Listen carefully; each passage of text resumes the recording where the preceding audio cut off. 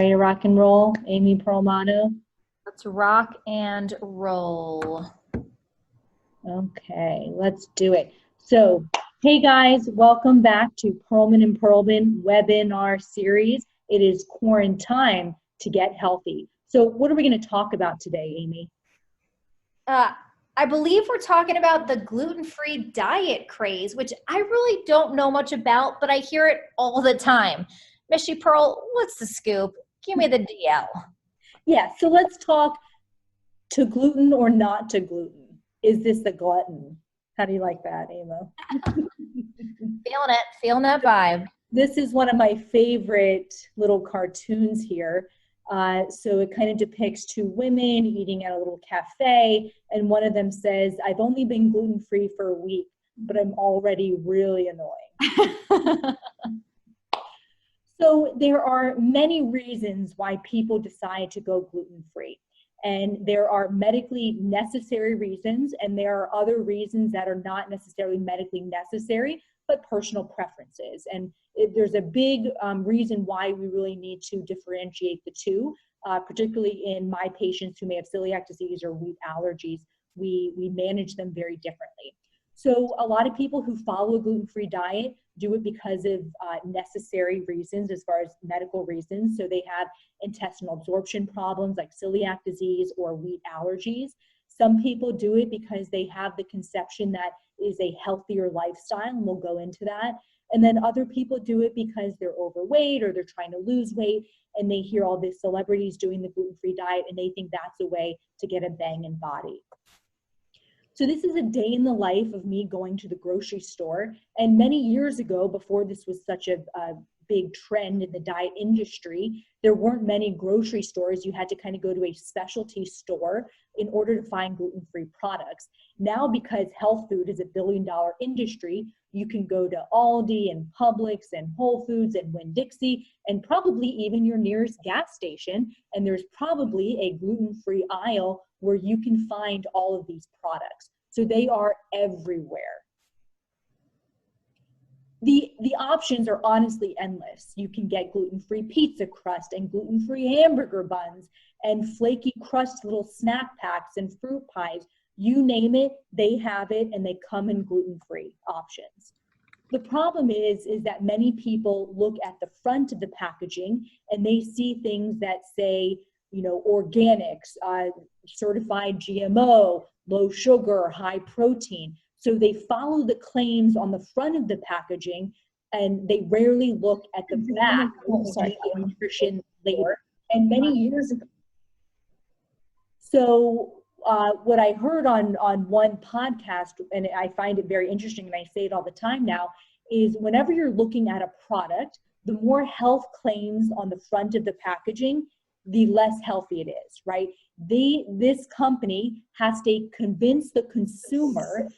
Amy, turn it off. I'm trying to figure it out. I'm the star of this. The company needs to convince the consumer that the packaged product they're trying to sell is healthy for them. So they'll say all these health claims. You don't see health claims on an apple or on a banana or on a head of broccoli because people inherently know that those things are real food and have a lot of good nutrients, fiber, etc. But a lot of these packaged products, again, they have to convince you that it has, 10 different things that are going to help you reach your particular goal. So that's kind of a quick and dirty way to go, is the more health claims, the less healthy a lot of these products actually are. So when you actually turn over the product and you look at the nutrition label, not only are these products gluten-free, but they contain, many times tons of sugar. So this one little fruit bar has 24 grams of sugar. You can't tell from this picture, but it was literally about a 2-inch by 2-inch little fruit bar, and you're getting 24 grams of sugar. So just because something is gluten-free does not actually mean something has good nutrients or that something is actually healthy for you. And then I walk to the cash register and I see my grocery bill, and it is just absolutely alarming. The problem is that also gluten-free food, and that also pertains to dog food. They literally have it for any living organism. They have gluten-free options now. These things, these products that are gluten-free are many times 2 or 3 times as expensive as their gluten-containing similar counterparts. So for instance, if you want to get a loaf of gluten-free bread, that may cost you $10 or $12 versus whole grain bread that may cost you $4 for a loaf. So the price is actually a whole lot more.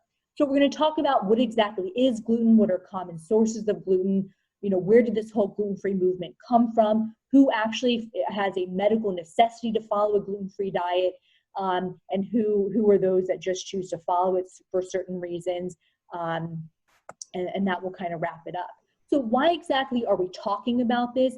Again, 20, 30 years ago, this wasn't a big deal because it wasn't a very trendy diet. But now it's all over the magazines, it's all over the TV. You name it, you see a dietitian or you go to one provider or the next, everyone's telling you to go gluten-free. So there's a lot of media exposure and a lot of celebrities that are telling people to go gluten-free. You have all these books out there that are making these very generic health claims that basically, and we'll go into some of these books that say your arthritis, your migraines, your dermatitis, your, whatever it may be, all these ailments are all because you're eating gluten. And so it's very easy to victimize one sort of ingredient and say that, if you take this ingredient out of your diet, it's going to cure all your ailments. And that's really, an overgeneralization here.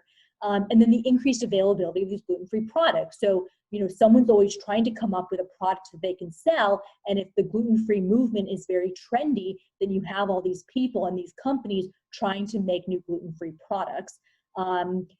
So that's why we're talking about it, because it's literally everywhere. And so the consumer needs to know, should I be gluten-free? Should I not? And what are the potential, ramifications if I choose to go this route?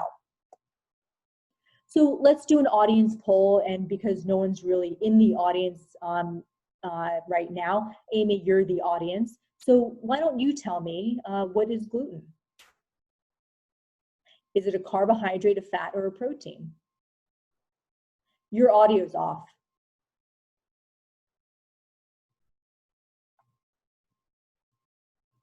Oh. Sorry, I unmuted you. So okay.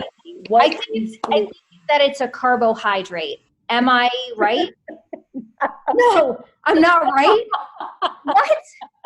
I can't tell if you're playing a joke on me. Are you playing a joke on me, Amy Perlano?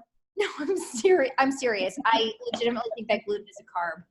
How many years of medical school training, residency, and fellowship have you had? A lot. Yeah, so this is not to embarrass you, okay? So if people within the medical field don't understand these types of things, then I can't blame my patients or the typical consumer to know these basic nutrition details. Fine, it's a protein. Is it a protein? You just Googled it, didn't you? No, I didn't Google it. No. I just thought about it more. I went back to my medical school roots.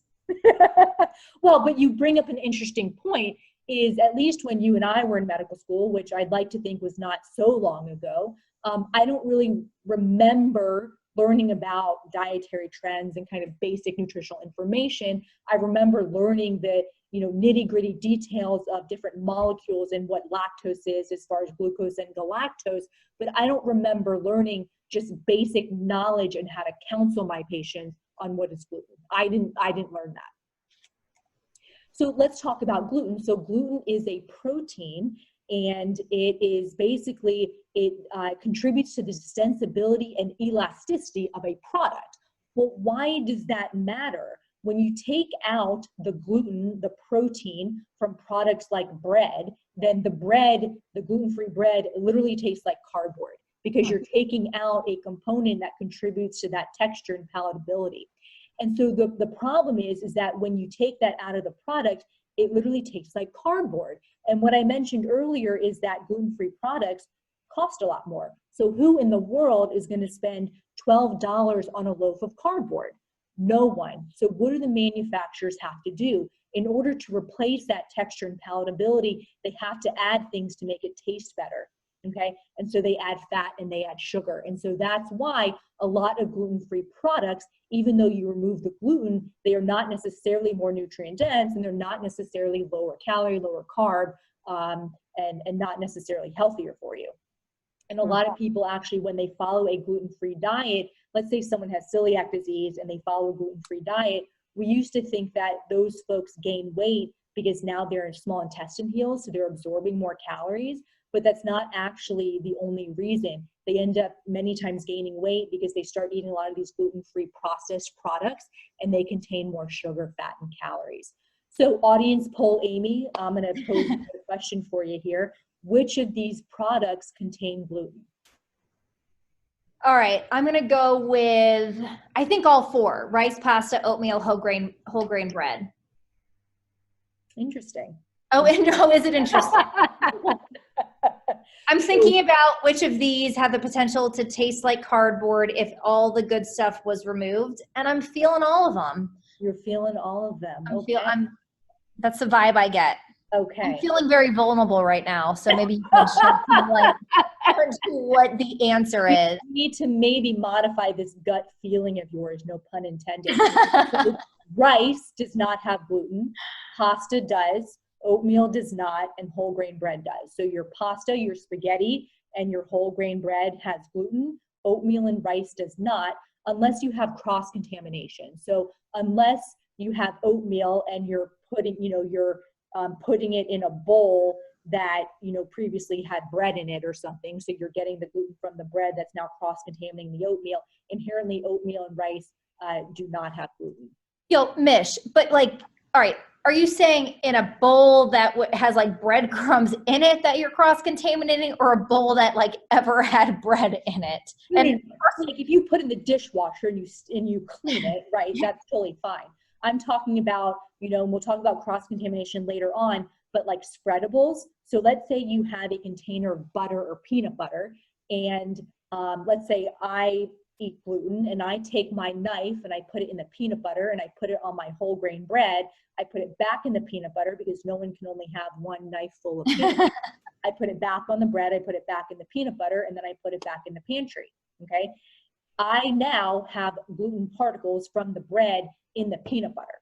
Okay, but more importantly, who puts bread in a bowl? Well, I would say that is the ultimate problem. A bread bowl. What about a bread bowl?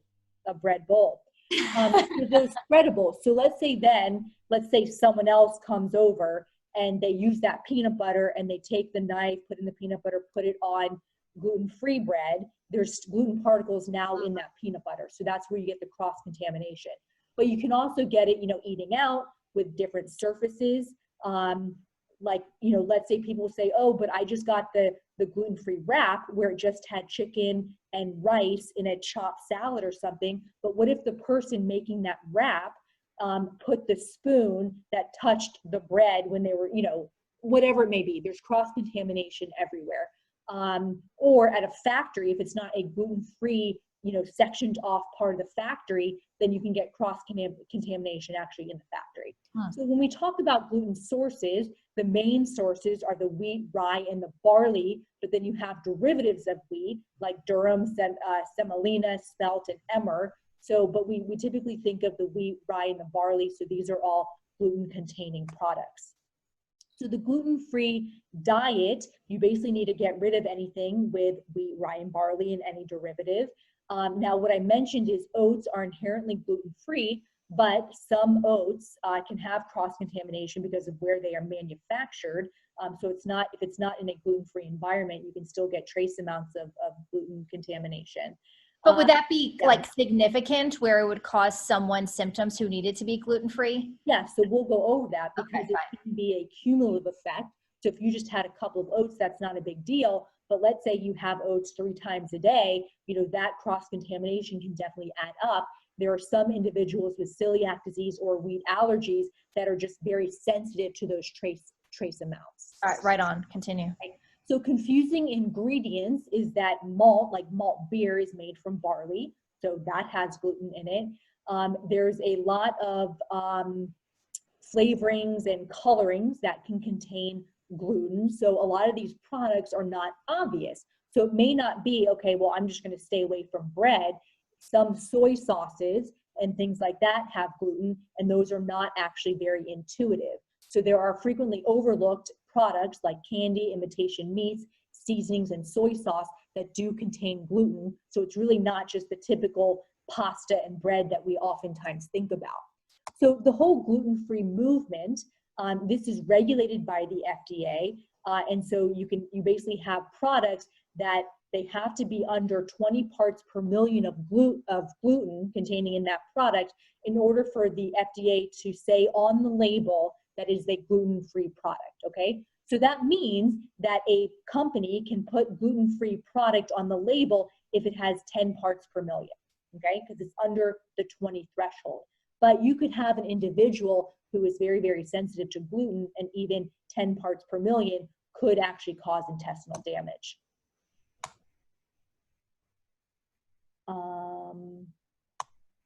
Okay, so gluten-free is one of the top food trends based on a survey back in 2014, and I'm sure it's still up there. Gluten-free food sales is a billion-dollar industry, so upwards of $15 billion a year. And 30% of adults report trying to eliminate or reduce their gluten intake. So this is very widespread and extremely common. Well, why is it so common? Why has it become, more common? Because a lot of these celebrities who are beautiful, they endorse a gluten-free diet. So you have Miley Cyrus. Let me just move this video here. So she tweeted, "Everyone should try no gluten for a week. The change in your skin, physical, mental health is amazing. You won't go back." Or Elizabeth Hasselbeck, who said, gluten-free is beneficial for most people. Even if I didn't have celiac disease, I would still choose to be gluten-free. So, if the typical person, they're watching, social media and TV and magazines, and you see these beautiful celebrities who are endorsing a gluten-free diet, then most people would look at this and say, well, if they have beautiful skin, if they're very thin and et cetera, then maybe I should go gluten-free because I want to look like that. So, that's one of the reasons why it's so common. And it's all over TV, even in cartoons. So you have, on comedy shows and whatnot, they talk about the whole gluten-free diet craze. It's on South Park where they talk about gluten. So it's all over TV. So it doesn't really matter what kind of population you are, whether you're a child, an adult, whether you watch reality shows, talk shows, or cartoons, everyone is seeing gluten-free this, gluten-free that. And then you have these books that, were top sellers. You have Wheat Belly by William Davis and Grain Brain, and they basically kind of blame gluten for all these ailments, okay? And people feel a lot of these symptoms. They are very common symptoms, and they want hope and they want an answer. So if I could tell you, Amy, if you suffer from migraines and you suffer from arthritis, get rid of gluten completely and all of your health problems will go away, then of course you're gonna look to that sort of a diet because you wanna feel better. Amy, move your hand away from your face. You look like you're sleeping. And one of my favorite quotes from William Davis in Wheat Belly is that he says, "Increased estrogen, breast cancer, and man boobs, all from the bag of bagels shared at the office," right? But I would argue it's not necessarily the gluten in the bagel, it's all the simple carbohydrates in the bagel. They're two completely different things. And then if you're adding some schmear or, iffy peanut butter or whatever, it's not necessarily the gluten that's causing all the issues. A lot of it's just processed food in general. Yeah, or the coffee that's eaten with the bagel that's not just coffee, but has, 2 spoonfuls of sugar and a cup of cream with the coffee. Exactly. But the issue here is that people want an answer. They want hope. They want someone to tell them, you get rid of this one thing in your diet and everything will get better, because that's easy to follow. Versus me telling you, get rid of all the processed food in your diet, start tracking your food, start weighing and measuring your food. That takes a whole lot more effort than it is to just be like, okay, well, I'm just gonna get rid of gluten. I don't have to weigh or measure anything. Portions don't really matter. I can still have processed food. I can have my gluten-free pizza, right? So it's all about whatever, we think is easier, I guess. So you have all these magazines, you have all these social media influencers really pushing this whole gluten-free movement. So Amy, let me pose another question. Oh gosh. All right. Hopefully you've learned by now a thing or two. Are gluten-free foods good for weight loss? False. False. Okay. All right, third time's the charm. So how do we do this comparison here? So when we compare common foods like pretzels, bagels, multigrain buns, their gluten version versus their gluten-free version, okay? So you have your pretzels, your gluten-free pretzels, bagel, gluten-free, etc. If you compare, let's say the regular pretzels versus the gluten-free, you can see the gluten-free pretzels have 6 grams of fat and more calories and more carbs than the regular pretzels. When you look at the bagel, it has more fat, it has more carbs, it has more calories, and the bun as well. So again, because you take out the protein that allows for the palatability, elasticity, and distensibility of the product, they're adding fat and carbs. Does that make sense, Amy? It does make sense. And it's interesting because sometimes when I'm feeling like I have a sweet tooth, I do walk down the gluten-free aisle and I look at the things and I'm looking for something that looks tasty and sweet. And I look at the nutrition facts and I always walk out of that aisle and I'm like, there's nothing down this aisle that is actually healthy that will make me feel good after eating it. Exactly. And so what's also interesting is we always tell people to shop the perimeter of the grocery store because that's where typically, the produce is, the poultry, things like that. But what's interesting is that most grocery stores, the health food aisle is actually in the center. So what does that tell you? The health food aisle is actually one of the furthest from healthy. So it's kind of interesting. So if being strictly gluten-free, if what I'm saying is maybe it's unhealthy, how do people still lose weight? It really all comes down to if someone's going to choose to go gluten-free, they are now forced to look at a nutrition label. So they may have never looked at the nutrition label to begin with. Now they have to look at the nutrition label to see if it contains gluten or not. So now they're actually just being more mindful overall in what they're eating, okay? In my weight loss patients, unless someone has celiac disease or wheat allergy, I never use the terms go gluten-free. Why is that? Because even if someone never ate bread or pasta a day in their life, as soon as I use the terms I want you to go gluten-free, they all of a sudden get this urge to go down the gluten-free aisle and start buying gluten-free processed food. It's just something that happens. I see it all the time, and then they end up actually gaining weight. So really what happens when people are trying to lose weight is many of them inherently end up going gluten-free because they end up cutting out the bread and the pasta and a lot of the processed food. But I don't use those terms go gluten-free because oftentimes it then triggers them to choose the wrong products, okay?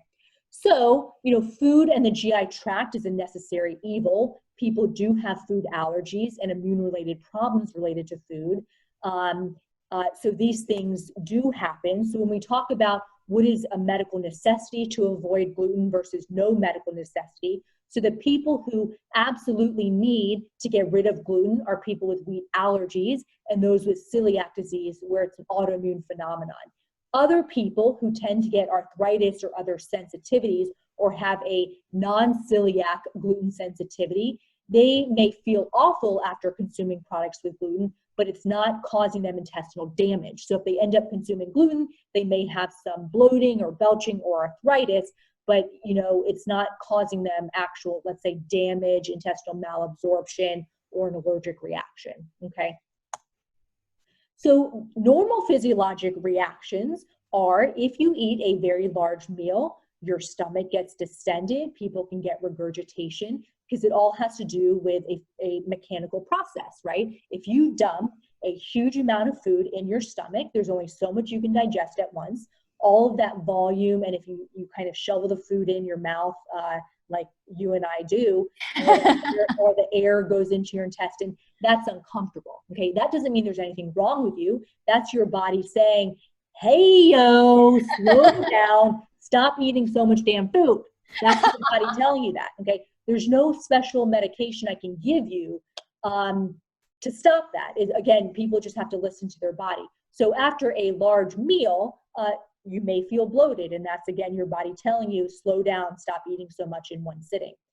Fatty foods in general delay gastric emptying, and they alter motility. So people who will often say, I don't feel good or I get bloated after I eat a ton of French fries. Again, that doesn't mean you're allergic to French fries. That means you just consumed way too much greasy food. It's way too much fat for your body to handle. And that's a normal physiologic response, okay? We talked about yesterday the bloating issue, foods that contain certain carbohydrates called FODMAPs. When they're broken down by bacteria in our gut, they form gas, hydrogen, sulfur, and Particles. yeah, exactly. So those are gas particles that form with healthy food like broccoli, cauliflower, asparagus, avocado. That doesn't mean, again, you have an allergy to broccoli, although I'm sure many kids like to say that. That is a normal physiologic response to these certain carbohydrates, okay? And then non-absorbable or poorly digested sugars. So things like sorbitol, that's in a lot of sugar-free candy, so a lot of the, some of the artificial sweeteners, or medications like lactulose, these are non-absorbable types of sugars. That causes bloating because, again, your body can't absorb it, it doesn't digest it, and it pulls in water into your intestine and causes bloating, and in some folks, diarrhea. Again, all these things, plus it is normal to pass flatus or gas, 10 to 14 times a day. I'm sorry, am I putting you to sleep? All of these things are normal processes. So that's very important to realize, okay? So again, a medical necessity, reasons not to eat gluten would be an allergy or celiac disease. This just goes over the top 8 most common allergies. This by the FDA and the Food Allergen Labeling and Consumer Protection Act. Basically, any product has to list whether or not a product contains one of these top foods because they're the most common allergies. So I'm going to skip through all this. Remember that agriculture, tobacco, and alcohol, cosmetics, and other health and beauty aids are not regulated by the FDA. So some people may use a chapstick that actually has gluten in it, but the product doesn't actually have to tell you that. Capsules and other fillers in medications can also contain gluten. So let me skip. Okay, so celiac disease, long story short, it's an autoimmune problem where your body kind of attacks its own small intestine and causes malabsorption or poor absorption of nutrients, particularly in the first portion of the small bowel. Celiac disease causes a whole host of symptoms. Literally, it can affect every single organ system, migraines to skin issues, to anxiety or ADD, depression, you name it. But also people with celiac disease can have absolutely no symptoms. So why does that matter? And why is it so important that people think about going gluten-free, but really whether or not it's truly indicated? So patients that show up in my clinic, if they're already on a gluten-free diet, for whatever reason, whether it was bloating or because Miley Cyrus told them to do it, if they're on a gluten-free diet and I am worried they have celiac disease, it's actually very difficult for me to test them for it because I need them to have gluten exposure to do the blood test to see if they have a reaction, or if I get biopsies of their small bowel, if they're gluten-free for several months, they're going to have a normal small intestine. That doesn't mean they don't have celiac disease. That just means they're not being exposed to it currently. Okay, there is a genetic test you can do. Many insurance companies don't necessarily cover it, and so it can get a little bit tricky. So that's why I really harp on before you see a GI provider, if you're having any GI symptoms, arthritis, or any symptoms you're concerned about, make sure you talk to your provider about it first before you go strictly gluten-free, because then it makes it just more difficult for us to test you. Okay, how do we manage celiac disease? For most people, it's about just removing gluten from your diet. If you have access to a dietitian, I think that's very important. There's a lot of support groups online. And then if you have a provider that's following you, particularly a gastroenterologist, we typically screen you for micronutrient deficiencies, which can be common if you had celiac disease for many years and you get poor absorption because of that. This is just a quick slide that if you do have celiac disease and you're non-compliant, it does have ramifications as far as increased risk of lymphoma, reproduction issues, and mortality risk. Okay, so how much is too much, Amy? You would ask this question. Well, one slice of gluten-free bread could have about 20 parts per million. One slice of regular bread has 62,000. So you remember we spoke about, some people may react to that 20 parts per million. Well, one piece of bread has a ton of gluten, okay? And if you actually compare regions in the world, our bread in America tends to have much more gluten than bread, let's say, in Europe. Interesting. Okay, so cross-contamination, I mentioned this is a big issue with spreadables, toaster ovens, cookwares, storage containers, things like that. Wait, go back. That meme was funny. That's hilarious. Yeah, so again, it's easy for me to blame gluten, but many times there's a lot of other processed junk that we're eating. Yeah. Okay, blah, blah, blah. So key points, this is my last slide here. So remember, gluten is a protein. Okay, Amy, let me pose this question to you again. What is gluten? A protein. There you go. And it's in wheat, rye, barley, and any derivative from those. The definition of gluten-free as far as kind of products go in the FDA has to be less than 20 parts per million. Some people are sensitive to 5 parts per million. It really depends on the person. Why is gluten-free such a big movement and such a big trend? Because it's all over social media, it's all over TV, it's all over magazines and books. Some of these claims, have some factual data, but many of them are also just based on false claims and people just trying to promote one idea over the next. Who absolutely needs to avoid gluten? When is it a medical necessity? Those with wheat allergies and those with celiac disease. And we didn't really get into this a whole lot. The products, the gluten-free products nowadays are more fortified with a lot of the B vitamins and other vitamins. But back in the day when we didn't have such a large array of gluten-free products, a lot of them didn't have many nutrients, so people were having issues with nutritional deficiencies. Okay, so this is my happy dance. Questions, concerns. That's it for today on gluten-free diets here. I think, I learned a thing or two. So what are we going to talk about tomorrow? We're going to talk about juicing, both kind of the dietary juice and the injectable juice, or what do you want to talk about? Yeah, let's do a testosterone topic for tomorrow. So we'll talk about how we diagnose low testosterone and some of the therapies for low testosterone and some of the stigmas regarding testosterone. And then maybe we'll save the juicing part and talk more about anabolic steroids for a different day, followed by you'll talk about juicing in terms of like nutritional, actually a juicer on a different day as well. So tomorrow is going to be how we diagnose and treat low testosterone. How about that? Does that sound okay? I mean, that sounds great to me. Bueller? Thank you for joining us. These are our social media handles. Again, especially during this time, everyone has stress in their lives. We want to address the quality of life issues that affected you, several months ago that will continue to affect you during this stressful time. And our goal is to educate. So we don't promote a certain product. We promote education. We promote knowledge. We promote good questions and arming you with the questions that you can ask your providers if you're concerned about, a health issue. And please feel free to add questions to the Facebook thread so that we can answer those, or if you have any topics that you're interested in, we are more than happy to put together some PowerPoints for that, because we really want to address what your concerns are. It doesn't really matter what I think is important. We want to know what's important for you all. You're worth it. You matter. Thank you. All right. We appreciate me or them. Oh, yeah, that's true. Proud. All right. Cheerio. Cheerio.